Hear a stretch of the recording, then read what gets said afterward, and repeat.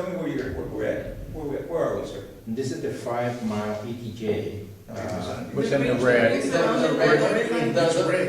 red outline is the city proper, It's right? the current copper limits, city limits for the city. So that's the city proper. Yeah, the red one is the other one, city now. Here.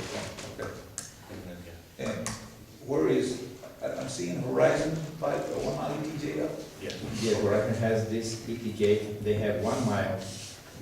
The city of Socorro, also the city of El Paso, we have 2 miles because we are contiguous to international border. Right, yes, sir. My question is, sir, are we proposing in this folder here, are we also proposing that we go ahead and annex behind McDonald's there in that Nancy Street area there that has not been annexed? Well, this is belongs to the county. not a proposed annexation, okay, plan. I'm showing right now the existing ETJs. Oh, for the different okay.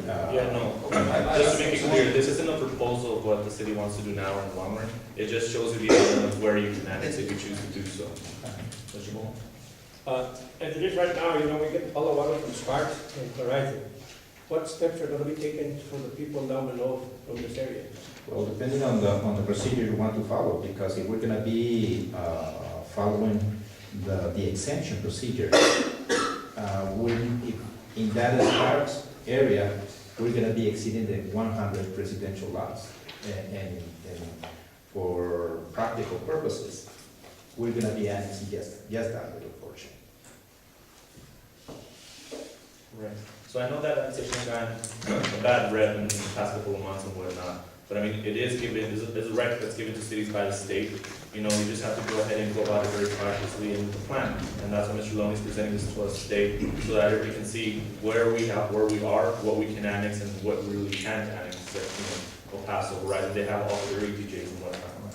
So it's not saying we're gonna annex anything so far, it's just giving us an idea, and as well as you all, what we can annex, so you can see what the growth of the city might be like. That's precisely why we brought this to the council today, this presentation. For example, it's a policy decision for council, what areas do you want to annex?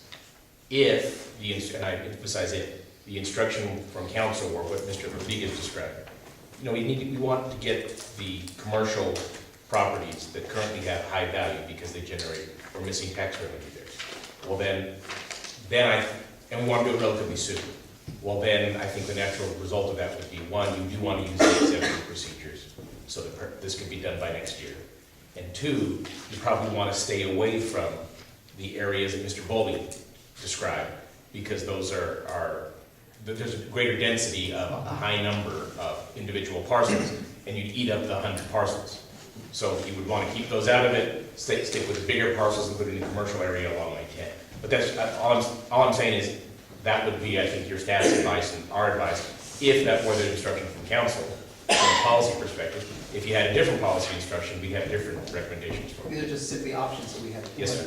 Yes, sir. Obviously, I think that expanding the city is always good in terms of recovering that tax flow, and also controlling the types of development that go on in the areas that are in limbo, that are not part of, or part of the county and are not part of any kind of municipal jurisdiction, so. in particular, on controlling the ITM, which is the most valuable plan. And it's coming that way? Exactly. And you just made a clarification, Major, on this is not the intention to start an annexation process, because I have received a lot of phone calls, because they say, are you going to start doing the annexation? No, this is just a presentation for city council, it was requested by city council to see what are the options and different procedures. And it's just simply a matter of educating those individuals, because not everybody knows that the city, to the mayor's point, the city has that, the right to be able to expand its limits. Absolutely. On that next part, where's Coker Street and all those streets down below, whereabouts is it located? It's already within the city of Socorro, it's approximately. I think he wants to know if there's any chance we can annex them by the south. I think that's what he's referring to. Where exactly is Coker in that map? So we Coker can see if Street. there's anything above that we could. Well, the only land about this area will be panorama village. It's something like a Sparks with a lot of residential lots. Just a little history to you, Yes, correct me if I'm wrong, please, sir. In the past, we've gone about annexing like we did when we got towards the Clint landfill and so forth. There was a lot of discussion about, that area that I mentioned, Nancy, behind McDonald's there. And there was talk about the truck stop north of the freeway and that Sparks Village. And the word down there was, we wanted to stay away from that because of issues with the neighborhoods. Is that still hold true today? That's one thing that I discussed with the attorney, with Mr. Bricklebuck. Because I heard about some kind of agreement within the city of Socorro and city of El Paso. Some kind of legal agreement or settlement, and it was mentioned previously from our previous consultant, and I haven't seen that agreement. If that agreement really exists, we're gonna be prevented to go over the freeway in this area specifically. Not on this, but in this area, which is part of city of El Paso, TJ. Now, Jim, for that, what is the process, for example, if we want to go into their ETJ and they say, yes, go ahead, we'll give it to you, what is the process? I know Renee had mentioned that last time around as well. So is there a process for that to happen where we want to go into their ETJ, but it's theirs obviously, so we can't just go and take it, they have to agree with something? So, you know, the process for that would be? The answer is yes. I mean, it's all conditioned on the agreement. Should they agree, then it's actually fairly straightforward. It's not an interlocal agreement. I think it's a simple ordinance. Well, competing ordinances, you need the annexation ordinance from here, but you need an ordinance from the other jurisdiction, presuming it's El Paso, permitting. Anybody else wishing to? That's it, any questions? Thank you. Thank you.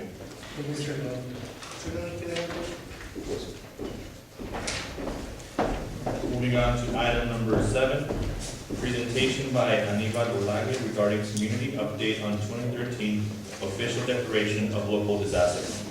Mr. Aníbal.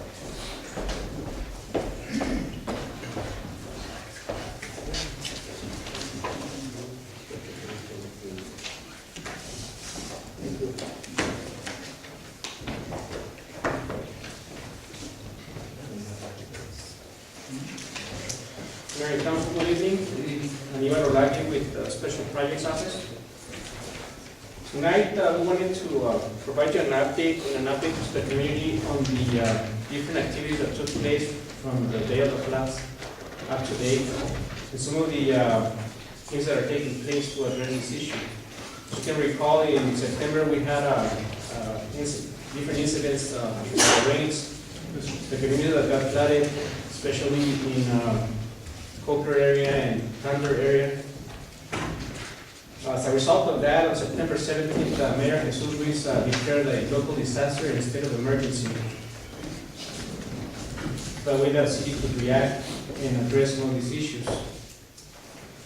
This action allows the city to address the emergencies that were taking place as a result of this. It also initiated the coordination of its emergency management system or process. Our presentation covers 3 areas of level of service that the city provided. One is the emergency actions, things that took place within minutes or on a daily basis to assist the families. Also, so I'm going to give you an update on that and a brief summary of what took place. Also, the long-term recovery efforts. These are strategies or projects that the city is working on that require additional funding or resources or partnerships. So I'm going to give you a brief summary on that, and also the planning and hazard mitigation efforts that the city is also working on. Mr. Leone should be will be able to help me address or discuss some of those items. But on emergency actions, we first of all the city initiated public safety and directed the police department to secure those areas. As you recall, we had several officers at where the emergency took place. We had additional officers out there to help families. Planning and Zoning Department also did control of the overflow on the Thunder area. And also there was distribution of sandbags. Usually the El Paso Water Utilities or the fire department would provide the sandbags. We're fortunate that we, through the leadership of council and our city manager, they put together a team of volunteers and were able to put some sandbags together. We purchased about 4,000 sandbags, so I'm sure that we use most of them. Emergency actions also, the city opened Rio Vista and Vineyard Community Centers as shelters for emergency. We had a lot of families that were homeless. The city contacted the El Paso County General Assistance Program, and they made some modifications to the rapid housing program to help cover rent payments and deposits for some of these families. The county had to modify their program guidelines in order to provide this resource. The problem, not the problem, but as an emergency, this program only works or is available for a month or two in assistance. And I'm going to tell you later on the things that we're doing to pick up that assistance from them. On September 30th, the city manager's office, the Churches of Christ organization was housed at Vineyard Community Center, and they provided approximately $400,000 of supplies, medical equipment, supplies, clothing, medicines, and also appliances for those that needed the assistance. It was done in about 2 to 3 weekends process, where some of the staff at the city was also providing that support because there was just so many families in line and getting some of these donations. The other area that we've been focusing on is partnering with or participating in the volunteer organizations active in disaster, or VOA, and also working with the El Paso Office of Emergency Management. VOA is it's an entity that's composed by different entities that are service providers and first responders throughout the county. So you can see in the presentation that there's a list of the different organizations that take place. These are the ones that are most active, but we have about 20 organizations that participate. Through this partnership, Salvation Army provided meals and gift cards for families in the shelters. The Red Cross supported the shelters with staff and case workers. In addition, provided gift cards for clothes and food for those days that they were here at the Socorro High School and the Rio Vista Community Center. Once these shelters were closed, the Red Cross provided hotel assistance for some of these families for a period of about 2 weeks that they were able to house some of the families. Our department was working with the El Paso County to help them package the application so that some of these families that were staying at the hotel could very fast move into an apartment. We advised the families that were from Socorro that they needed to identify a property within Socorro. We looked into the program guidelines of the grants that we're applying for. That way, by the time the county's assistance would end, within a month or two, we could have a transition into the city's program and take over payments of rent. The Texas Baptist Men Group assisted 35 families in the county of those houses that were with the highest or the biggest need. These are houses that were damaged in the sheetrock, roofs, and floors. So this group came in and pretty much gutted the properties to avoid any other hazards or mold or any other infection that could happen. Through this, they contact us, they coordinated with us and asked us for help to help them pick up the material that they were cleaning, that were picking up. So the city, through the Planning and Zoning Office, contacted the Lower Valley Water District, and they agreed to help us make the pickup of the bulk waste that was generated out of these cleanups. Yes. Does anybody have any questions so far? And please let me know if you have any questions as we go through this. I'm going to cover several items. Project Bravo provided also gift cards and utility payment assistance for some of the families that either couldn't go to work or couldn't afford to pay their bills. We built it in El Paso together. It's a nonprofit organization out of El Paso, and they help low-income seniors to repair their houses. They're also members of the BOA partnership, and they have agreed to help us go into these properties to fix the items that were either gutted or cleaned up through the Baptist men group, to make these houses safe for these families to reside. We estimated through this partnership that it would take that we should invest more than $5,000 per family, just to, again, this is just to make the house livable. They usually spend $5,000 when they assess the property. So the nonprofit is going to provide the manpower, the professional services to make these repairs, but we need to find the material to provide it. Either supplies and material. We called the county judge, and she's leading an effort to request donations from local vendors, corporations that are material suppliers. And hopefully that they'll make a donation. We also talked to our U.S. Congressman here in Socorro, and he's also helping us with this process. I just talked to his district director, his new district director, Rene, and they're also on board with this. Right Brown is also conducting a casework for these families.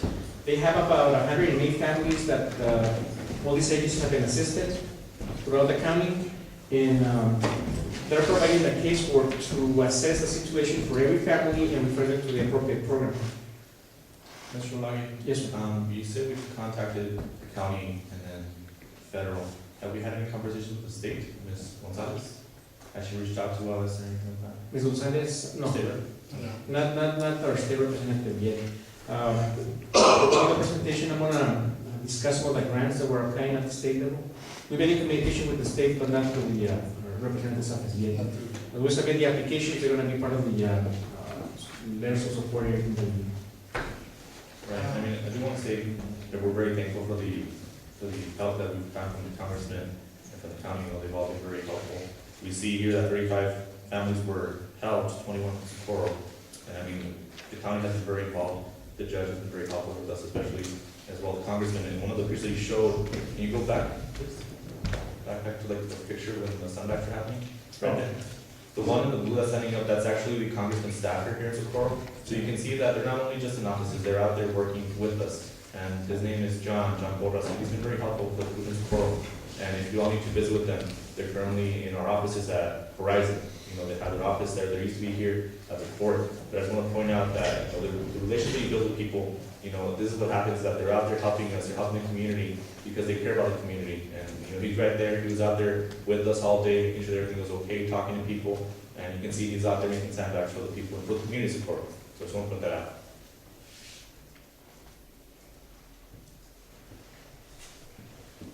The WAD meetings are taking place every 2 weeks to continue coordinating these efforts. We've been housing those meetings here in this building. We just had one yesterday where Mr. RCM manager was present, as well as our planning and zoning department has been attending those meetings. So we continue to coordinate with them. So the long-term recovery efforts that we're working on is when this incident took place, the planning and zoning department conducted an assessment of damages throughout the city. This was in partnership with the County of El Paso. The assessment was required in order to submit any federal or state request for assistance or recognition of a declaration of disaster. And based on the amount of the damage, we were only able to get qualified or recognized through the state of Texas as an area of damage. Therefore, no FEMA or other federal funds will be coming in. When we had the floods in 2006, families received federal assistance. A lot of the families were expecting that same assistance this time around. And although some of them suffered greater problems or damages, unfortunately the assessment that was conducted, didn't add up to the threshold, it didn't meet the threshold of the federal government requirements. But we could apply for state assistance. The assessment that the county completed in partnership with the different cities, and everybody else who was affected in the community, was sent to the state of Texas, and the Texas Division of Emergency Management team conducted a second assessment that concluded the following, and that's the total assessment damage in the city, in the county, was at $1.3 million. The damage the city submitted was a lot higher than that. But after the state team came in, they had a different way to calculate the damages, and that reduced the amount by a lot. Can I, Yes, sir. can I say something? So, just to clarify, okay, when Mr. Olage says that they have a different way to get their numbers, it usually boils down to this. They come and look at our infrastructure.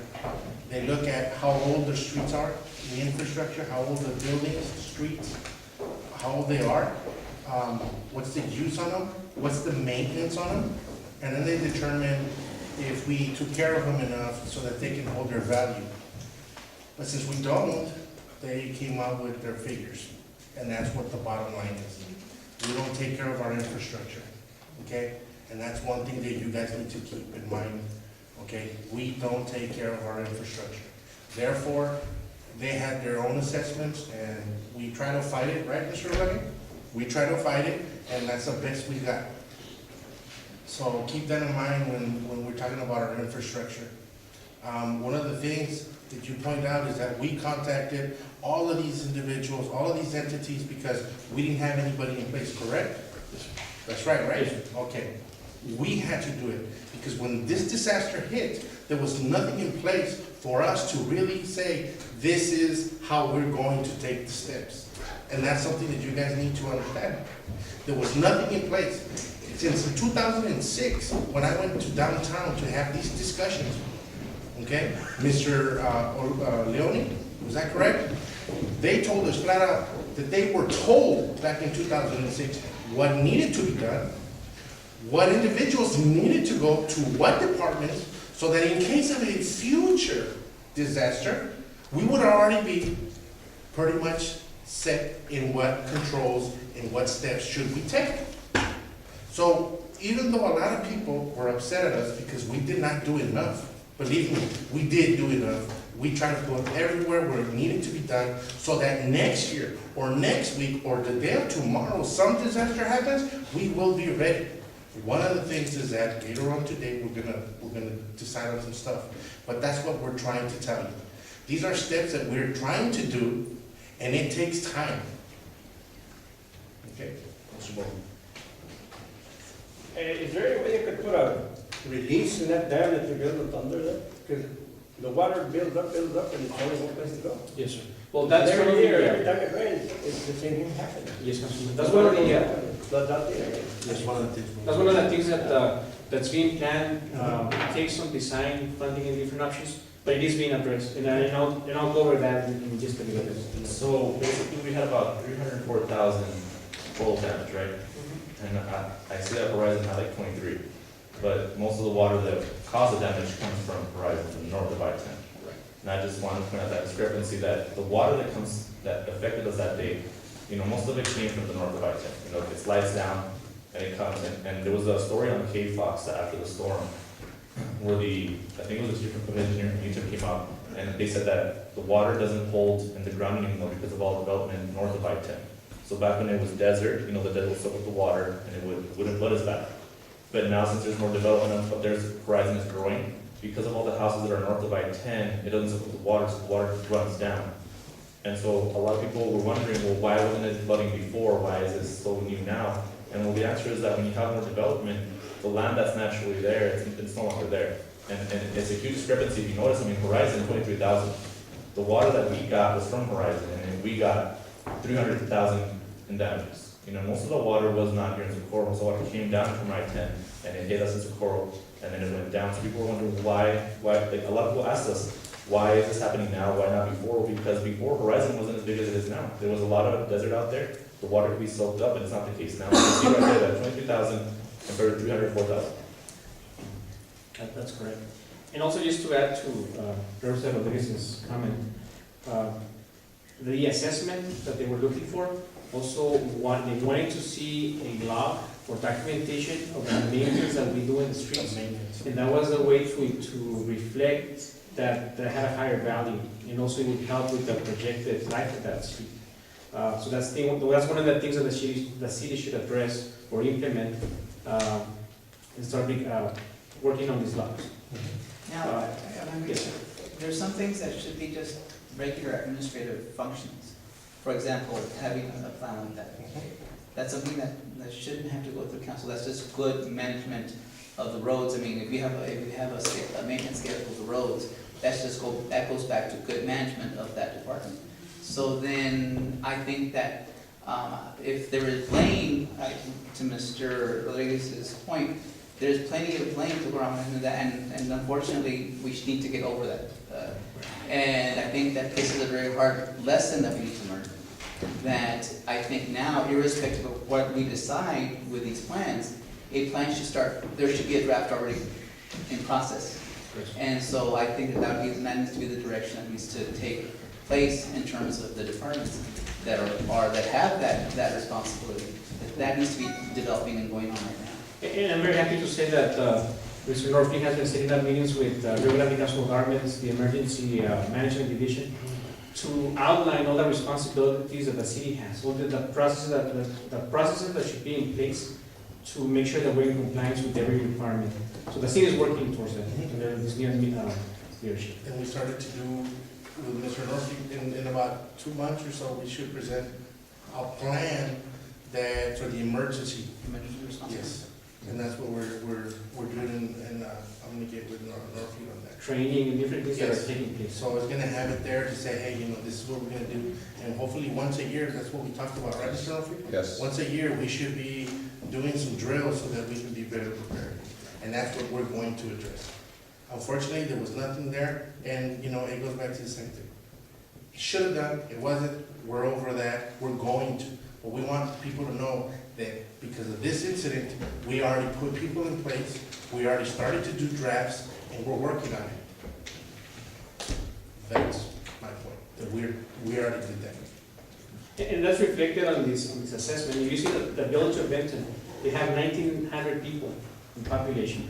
Damaged, there's no way that the damage was $100,000 more than ours. So that just reflects on some things that we need to work on. On October 9th, Governor Perry sent a letter to the different state agencies, advising them of this declaration of, actually the outcome of this assessment and the state's recognition of this disaster. Some of the letters went to the Texas Department of Agriculture, Texas Department of Housing and Community Affairs, Department of Public Safety, and United States Department of Agriculture. These agencies, by law, have a set aside of funds that are designated for emergency or disaster relief. So using that letter, we approached the different agencies. We sent a letter on behalf of the mayor and our city manager requesting direct assistance from these agencies for them to notify us what programs they had. One of the, and I'm going to go over a couple of grants that we found and the status of these grants. But one of them is the Texas Department of Agriculture Disaster Relief Program. The maximum grant award is $350,000. And we can only submit a request for items that were approved under the assessment. If you recall, it was $302,000 or $304,000. So the application, we're hoping to submit for that full $350,000. That would include engineering costs and hopefully administration reimbursement. The resolution for this grant was approved in our last council meeting. These 2 council meetings ago. And at this point, I'm waiting for the state to provide me the final assessment that was approved. That way we'll know exactly what to submit for. We started working on environmentals, and so we'll continue the application. Yes, Mr. President. You state agricultural grants. It's the Texas Department of Agriculture. That's the name of the agency. Okay, but they have grants that are available to municipalities? This grant specifically, Along the agricultural yes. aspect of it? Well, they do have grants for agriculture, yes, sir. When the Department of Rural Affairs was merged into the Texas Department of Agriculture, all the responsibilities that were done under this agency, which is the one that manages the community development block grant funds for the state of Texas, went to this agency. So it's agriculture, but it's focusing on infrastructure for rural communities, yes, sir. So this application, we're working on it, and hopefully we'll get it done within the next 45 days. The Department of Public Safety Hazard Mitigation Program. We contacted the agency and we spoke to the program coordinator. They advised us that they have a grant that we can apply for. The average, although the maximum award is more than $1 million, he advised us that a reasonable grant could be for $1 million. We started talking to the Rio Grande Council of Governments who works in this area. They agreed to help us with the grant. Talking to the agency, they advised us that sometime in November, December, the mayor should begin